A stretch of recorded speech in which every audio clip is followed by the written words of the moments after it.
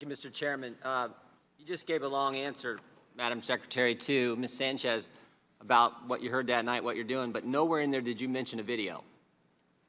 You didn't mention a video because there was never a video-inspired protest in Benghazi. There was in Cairo, but not in Benghazi.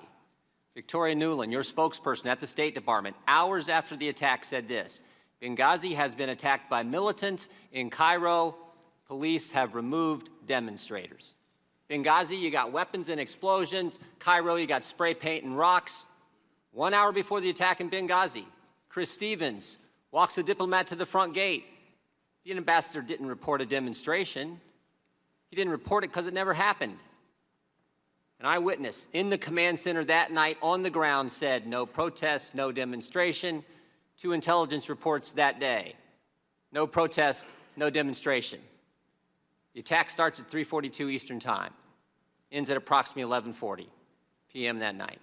At 4:06, an ops alert goes out across the State Department. It says this: mission under attack, armed men, shots fired, explosions heard. No mention of a video, no mention of a protest, no mention of a demonstration. But the best evidence is Greg Hicks, the #2 guy in Libya, the guy who worked side by side with Ambassador Stevens. He was asked if there had been a protest, would the ambassador have reported it? Mr. Hicks' response: absolutely.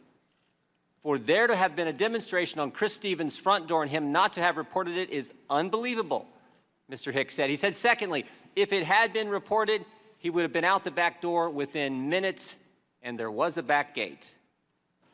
Everything points to a terrorist attack. We just heard from Mr. Pompeo about the long history of terrorist incidents, terrorist violence in the country, and yet 5 days later, Susan Rice goes on 5 TV shows, and she says this: Benghazi was a spontaneous reaction as a consequence of a video. A statement we all know is false. But don't take my word for it. Here's what others have said. Rice was off the reservation on 5 networks, White House worried about the politics. Republicans didn't make those statements. They were made by the people who work for you in the Near Eastern Affairs Bureau, the actual experts on Libya in the State Department. So, if there's no evidence for a video-inspired protest, then where'd the false narrative start? It started with you, Madam Secretary. At 10:08, on the night of the attack, you released this statement: some have sought to justify the vicious behavior as a response to inflammatory material posted on the internet. At 10:08, with no evidence, at 10:08, before the attack is over, at 10:08, when Tyrone Woods and Glenn Doherty are still on the roof of the annex fighting for their lives, the official statement of the State Department blames a video. Why? During the day on September 11th, as you did mention, Congressman, there was a very large protest against our embassy in Cairo. Protesters breached the walls. They tore down the American flag. And it was of grave concern to us because the inflammatory video had been shown on Egyptian television, which has a broader reach than just inside Egypt. And if you look at what I said, I referred to the video that night in a very specific way. I said, some have sought to justify the attack because of the video. I used those words deliberately, not to ascribe a motive to every attacker, but as a warning to those across the region that there was no justification for further attacks. And in fact, during the course of that week, we had many attacks that were all about the video. We had people breaching the walls of our embassies in Tunis and Khartoum. We had people, thankfully not Americans, dying at protests, but that's what was going on, Congressman. Secretary Clinton, I appreciate most of those attacks were after the attack on the facility in Benghazi. You mentioned Cairo. It was interesting what else Ms. Nuland said that day. She said, if pressed by the press, if there's a connection between Cairo and Benghazi, she said this: there's no connection between the two. So here's what troubles me. Your experts knew the truth. Your spokesperson knew the truth. Greg Hicks knew the truth. But what troubles me more is I think you knew the truth. I want to show you a few things here. You're looking at an email you sent to your family. Here's what you said. At 11 o'clock that night, approximately 1 hour after you told the American people it was a video, you say to your family, 2 officers were killed today in Benghazi by an al-Qaeda-like group. You tell the American people one thing, you tell your family an entirely different story. Also, on the night of the attack, you had a call with the president of Libya. Here's what you said to him. Ansar al-Sharia is claiming responsibility. It's interesting, Mr. Katala, one of the guys arrested and charged, actually belonged to that group. And finally, and most significantly, the next day, within 24 hours, you had a conversation with the Egyptian Prime Minister. You told him this: we know the attack in Libya had nothing to do with the film. It was a planned attack, not a protest. Let me read that one more time. We know, not we think, not it might be, we know the attack in Libya had nothing to do with the film. It was a planned attack, not a protest. State Department experts knew the truth. You knew the truth, but that's not what the American people got. And again, the American people want to know why. Why didn't you tell the American people exactly what you told the Egyptian Prime Minister?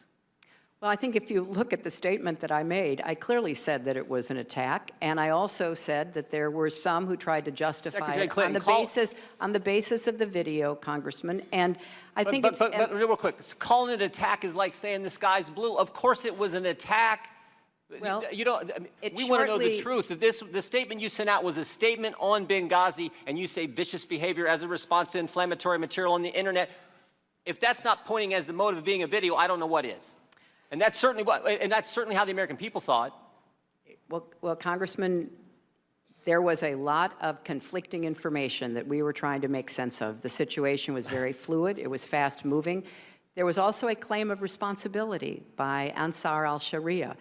And when I talked to the Egyptian Prime Minister, I said that this was a claim of responsibility by Ansar al-Sharia, by a group that was affiliated, or at least wanted to be affiliated, with al-Qaeda.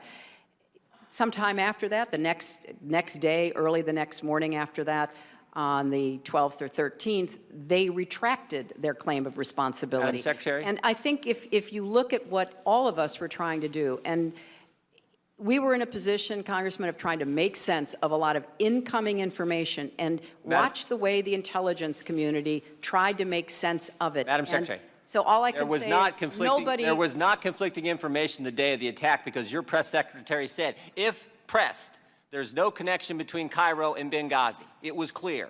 You're the ones who muddied it up, not the information. Well, there's no connection. Here's what I think's going on. Here's what I think's going on.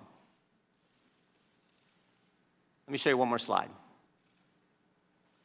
Again, this is from Victoria Nuland, your press person. She says to Jake Sullivan and Philippe Reines, subject line reads this: Romney's statement on Libya. Email says, this is what Ben was talking about. I assume Ben is the now somewhat famous Ben Rhodes, author of the Talking Points memo. This email is at 10:35, 27 minutes after your 10:08 statement. 27 minutes after you've told everyone it's a video. While Americans are still fighting because the attack's still going on, your top people are talking politics. Seems to me that night you had 3 options, Secretary. You could tell the truth, like you did with your family, like you did with the Libyan president, like you did with the Egyptian prime minister. Tell them it was a terrorist attack. You could say, you know what, we're not quite sure. Don't really know for sure. I don't think the evidence is there. I think it's all in the first one, but you could have done that. But you picked a third option. You picked the video narrative. You picked the one with no evidence, and you did it because Libya was supposed to be, as Mr. Roskin pointed out, this great success story for the Obama White House and the Clinton State Department. And a key campaign theme that year was GM's alive, bin Laden's dead, al-Qaeda's on the run. And now you have a terrorist attack. And it's a terrorist attack in Libya. And it's just 56 days before an election. You can live with a protest about a video. That won't hurt you. But a terrorist attack will. So you can't be square with the American people. You can tell your family it's a terrorist attack, but not the American people. You can tell the president of Libya it's a terrorist attack, but not the American people. And you can tell the Egyptian prime minister it's a terrorist attack, but you can't tell your own people the truth. Madam Secretary, Americans can live with the fact that good people sometimes give their lives for this country. They don't like it. They mourn for those families, they pray for those families, but they can live with it. But what they can't take, what they can't live with, is when their government's not square with them. Mr. Chairman, I yield back.